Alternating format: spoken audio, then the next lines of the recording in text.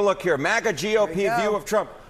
Approve 100%, 100%. That didn't last. But that's not actually what Americans want, according to polling on Trump's war that has already killed 6 U.S. service members. 56% of Americans do not approve of the U.S. military strikes in Iran. He made a promise. Under our administration, growth is exploding, productivity is soaring, investment is booming, incomes are rising, inflation is defeated. No new wars. I am the candidate of peace. We will have no more wars. No more wars. We will have prosperity and we will have peace. My proudest legacy will be that of a peacemaker. That's what I want to be. And perhaps most importantly, the wars we never get into. I'm the only president in the last 84 years that didn't start a war. That was the promise. Then this happened. 56% of Americans do not approve of the U.S. military strikes in Iran. I just want you to keep in mind, think about Iraq and think about Afghanistan. These things tend to be fairly popular at the start, and then the longer they draw on, the less popular they get. This is wildly unpopular right in the beginning. And that's not a small number. 54% of Americans are against this war, and he abandoned his promise to his voters, me being one of them. She voted for him. Putting Americans back in the driver's seat in the most important decision the government can make, and that is the decision to send our sons and daughters to war and to spend our money in conflict. And Republicans walked away from that. It gets worse. And then the gas prices. The national average for a gallon of gas is higher than $4. This is the highest in nearly 4 years, higher than any point during the president's 2 terms. That number was 30%. Now it's 45%. That's a jump.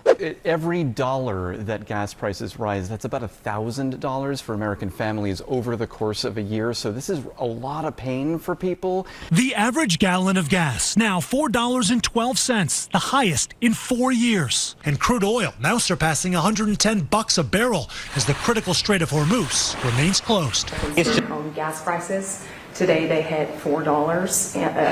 We're $4, yeah, and we have a country that's not going to be throwing a nuclear weapon at us in 6 months. But Americans are feeling the effects in the interim. And they're also feeling a lot safer. What is the plan to bring them back down? All I have to do is leave Iran, and we'll be doing that very soon. And they'll become tumbling down. And stock prices were up today almost to a record because they know 2 things. Number one, we have a safe country.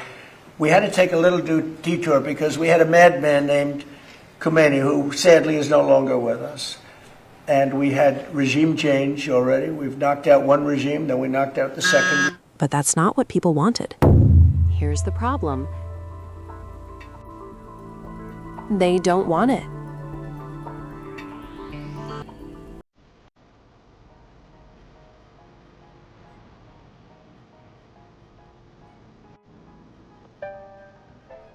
The lowest since World War II. That 71% is down from 85% approval among Republicans just in January on this issue. So you're seeing slippage in his own house. That's his own party.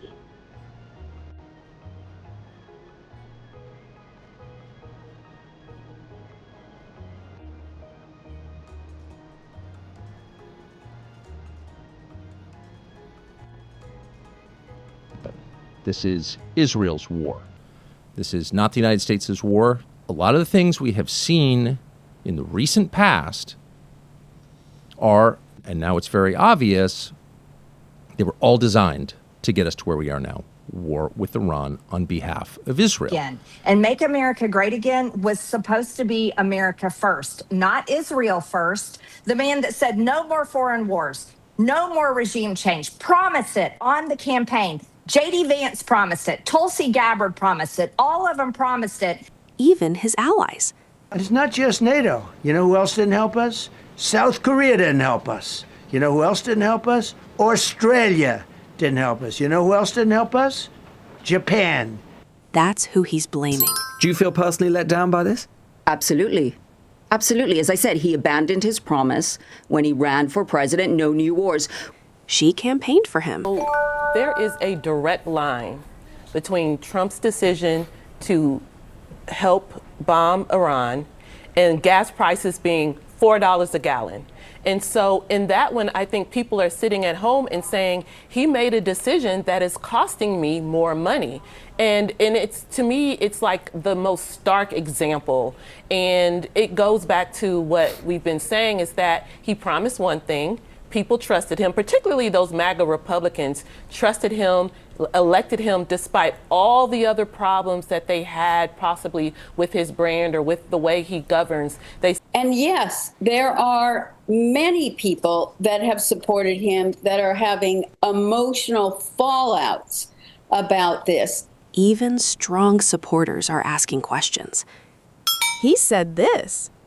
From CNN, what is the percentage of people in MAGA, which is most of the Republican Party, by the way, that support the president? The number was 100%. You believe it? It was 100%. Even I was surprised at that. That was pretty good. 100%? And this.